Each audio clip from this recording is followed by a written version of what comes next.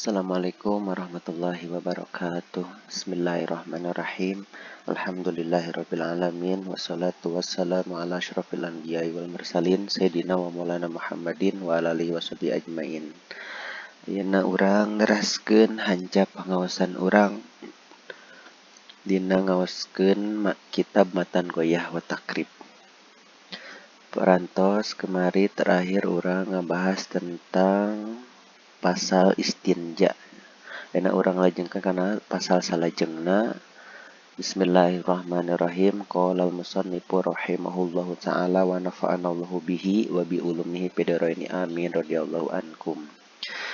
Paslon ari ieu teh hiji pasal walazi yungkidu jeung ari anu ngabatalkeun ieu lazi al-wudu'a kana wudu sittatu asya'a eta aya genep pirang-pirang perkara.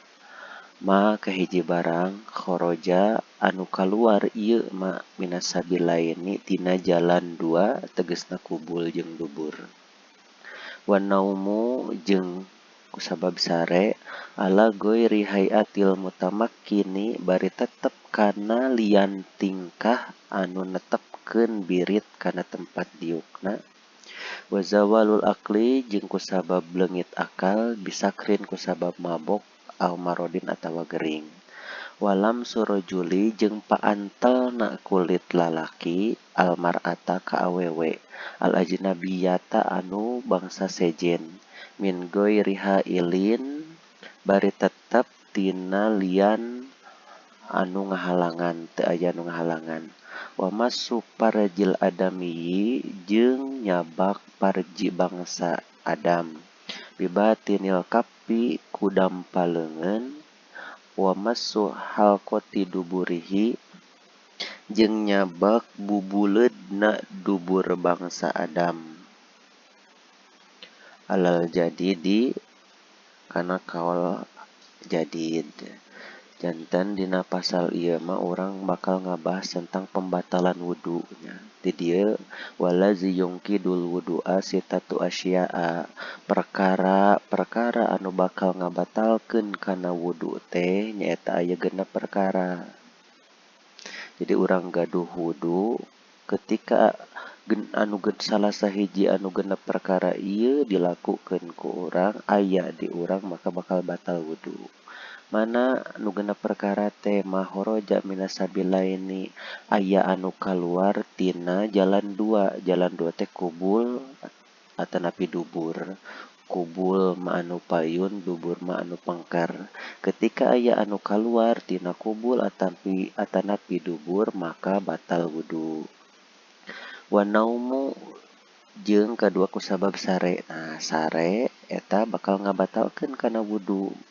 Ngan sarena ala ghairi hayatil mutamakkini lamun posisi sarena urang henteu netepkeun birit urang kana tempat ieu kudu rapet.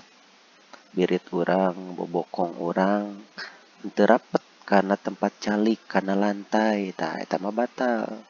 Berarti kecuali lamun sarena sabari calik, bari rapet. Nah, eta mah henteu batal. Jadi sare ngabatalkeun kana wudu lamun sarena posisina henteu ngarepetkeun birit bobokong kana lantai atanapi tempat calik. Lamun rapet mah sabari calik, bari yakin rapet eta mah henteu ngabatalkeun kana wudu. Teras wa zawalul aqli jeung katilu anu ngabatalkeun kana wudu teh leungit akal, henteu sadar. Eta batal wudu. Contohna bisakrin seperti kusabab mabok, leungit akal, henteu sadar batal wudu. Au marodin tawa gering. Eta ge gering anu nyebabkeun leungit akal, tah jadi batal wudu. Teras salajengna walam surojulil mar'ata paantelna lalaki kulitna lalaki almar'ata ka awewe paantel kulit lalaki jeung awewe batal. Bari anu batalna saduanana. Lalakina batal, awewena ge batal. Ngan batal sote al ajnabiyata lamun ayeuna awewe jeung lalakina teh goer mahram. Ajnabiyata tidak teh goer mahram. Nu disebatkan guer mahram ternyata seseorang anu bisa ditikah, bisa dikawin. Nah, ketika ayeuna urang lalaki paantel kulit jeung awewe, guer mahram. Guer mahram teh lalaki jeung awewe eta teh bisa nikah. Nah, eta batal wuduna. Ari sareng mahram mah eta mah teu batal. Contohna mahram mah anak sareng orang tuana eta mahram, adik sareng kakak eta mahram. Terus deui ayeuna alo sareng bibi eta mahram, suan sareng ua eta mahram. Nah, eta pokona mah batal soteh paantal kulit lalaki jeung awewe lamun goer mahram. Bari paantal amin goer hailin tanpa hahalang. Langsung ieu mah kulit jeung kulit paantal batal. Sareng dina keterangan sanes mah beda halna lamun ayeuna kulit sareng sanes kulit eta mah teu batal. Ieu mah kedah kulit sareng kulit. Kulit sareng tulang teu batal, kulit sareng kuku teu batal, kulit sareng waos teu batal. Atanapi waos sareng waos teu batal. Ieu mah kedah kulit sareng kulit tanpa hahalang. Batal saduanana. Wa masu parjil adami. Nah, teras ngabatalkeun kana wudu nu salajengna teh nyabak parji bangsa Adam. Nyabak parji bangsa Adam teh maksudna nyabak kubul, nyabak kubul anu bangsa Adam arek anu nyalira, bangsa Adam teh kubul anu jalmi, parji jalmi, arek anu nyalira arek anu batur. Nah, lamun nyabak anu batur, nah eta mah arek jenisna beda jenis atanapi sami sarua jenis. Lalaki nyabak anu lalaki anu batur, tah eta mah batal na teh anu nyabakna.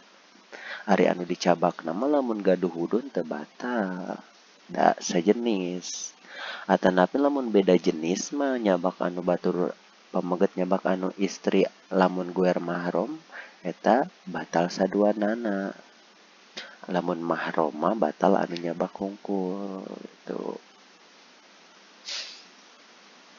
Nyabak batal sote bibatinil kapi lamun nyabakna ku dampal panangan. Jempal panangan ta eta we panangan urang aya tongongna aya dampalna beuteungna tah ku dampalna batal teh ai ku tongongna mah teu. Kumaha batesna nganyahokeun samet mana bates dampal panangan teh. Tah eta we anu kulitna putih bodas tah eta teh dampal panangan. Da ari tongongna mah pan biasa sok benten kulitna. Atawa ku beuteung ramo nya. Lamun dina kitab sanes mah beuteung ramo. Beuteung ramo mah eta pas ramona ari dampal mah pan eta anu buleud, buleudan tah. Di kaluhurna aya ramo-ramo. Nah, anu dampalna batal ku beuteungna ramo oge, ramo teh pan aya beuteungna. Sapertos dampal saarah sareng dampal. Aya pengkerna tukangna, tah batal soteh ku beuteungna. Ngabedakeun beuteungna ramo teh nyaeta ketika ku urang ditepukeun tangan katuhu sareng anu kenca dirakepkeun tah. Anu parakep eta teh beuteung ramo, anu henteu rakep mah eta teu kalebet kana beuteung ramo. Jadi anu rapet eta teh dampal panangan jeung beuteung ramo. Ketika urang nyabak parji jalmi arek anu sorangan arek anu batur ku dampal panangan atanapi ku beuteung ramo maka batal wudu. Terus wa masu halqoti duburihi alal jadidi. Nah, terus nyabak dubur. Dubur teh dinya teh nyabak dubur mah anu pengker bubuleudna. Nah, jadi da dubur teh kan aya nu bubuleudna pas liangna teh tah dicabak we ku urang eta mah batal. Batal wudu. Ieu alal jadidi menurutkeun kaul jadid, kaul Imam Syafi'i jadid. Ieu sekilas nya pembahasan tentang pembatalan wudu. Urang lajeng dina pasal nu salajengna. Hatur nuhun. Assalamualaikum warahmatullahi wabarakatuh.